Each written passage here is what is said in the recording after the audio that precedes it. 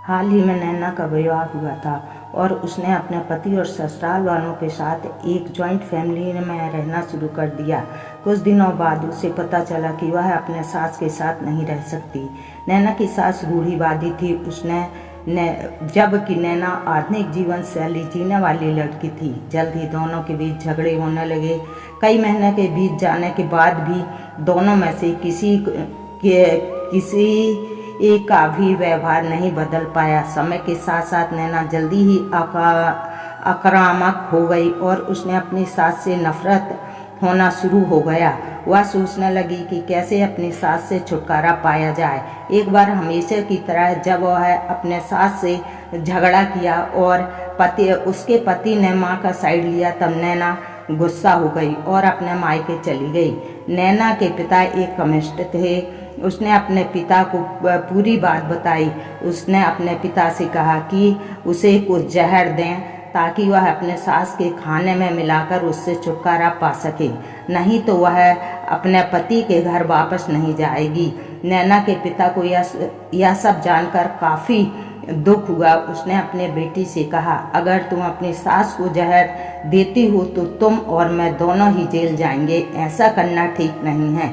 लेकिन नैना सुनने और समझने की हालत में नहीं थी। आखिरकार उसने अपने पिता से कहा, ठीक है, तुम जैसा चाहती हो वैसा होगा, लेकिन मैं तुम्हें जेल में नहीं देखना चाहता। पिता के अंदर से एक पाउडर लाया और कहा, हर दिन जब तुम दोपहर का भोजन और रात का भोजन करते हो तो अपनी सास के खाने में इसे मिला देना। इससे धीरे धीरे कुछ महीनों में वो मर जाएगी और लोग सोचेंगे कि वह प्रकृति रूप से मरी है। उन्होंने यह भी कहा, क्योंकि किसी को भी तुम पर शक नहीं होना चाहिए, इसलिए आज से तुम अपनी सास के साथ नहीं झगड़ोगी बल्कि उसकी देखभाल करोगी। भले ही वो कुछ भी कहे, तुम गुस्से से बात नहीं करोगी और हमेशा शांत रहोगी। नैना सहमत हो गई और अपने ससुराल वापस आ गई और अपने पिता की सलाह के अनुसार उसने अपनी सास के खाने में पाउडर मिलाना शुरू कर दिया और बड़े ही प्यार के साथ उससे बात करना शुरू कर दिया। समय बीतते के साथ साथ नैना की सास का नेचर भी बदलना शुरू हो गया, क्योंकि नैना अब अपनी सास की बहुत देखभाल करने लगी थी। इसलिए वो अपने सास भी उसके प्रति विनम्र होने लगी और प्यार करने लगी। 5 महीना बीत गए और नैना खाने में पाउडर मिक्स कर रही थी, लेकिन अब घर का वातावरण बदल गया। कोई झगड़ा नहीं था, दोनों एक दूसरे की तारीफ करते।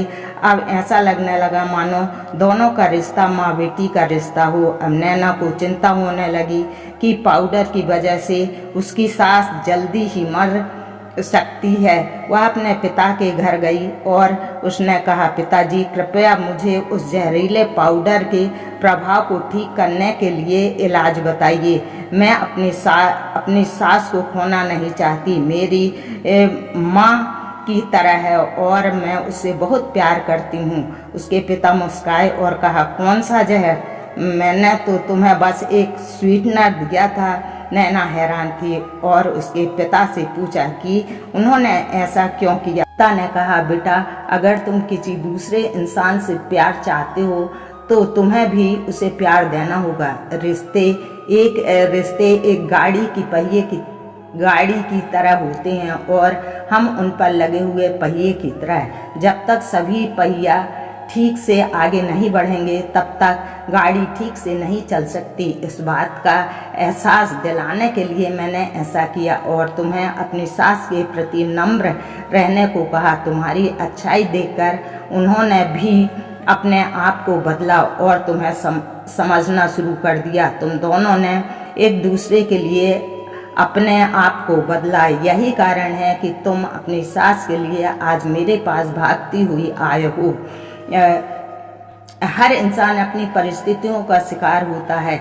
यह अक्सर कई मतभेदों को जन्म दे सकता है। हालांकि हमें एक दूसरे को समझने की कोशिश करना चाहिए और एक दूसरे के साथ एक स्वस्थ संबंध बनाने के लिए थोड़ा अपने आप को भी बदलना चाहिए। और जब इस तरह के मतभेद रिश्ते के बीच उठते हैं तो उनके परिजन का कर्तव्य है कि वे उन्हें शांत रखें और सही रास्ते की ओर मार्गदर्शन करें।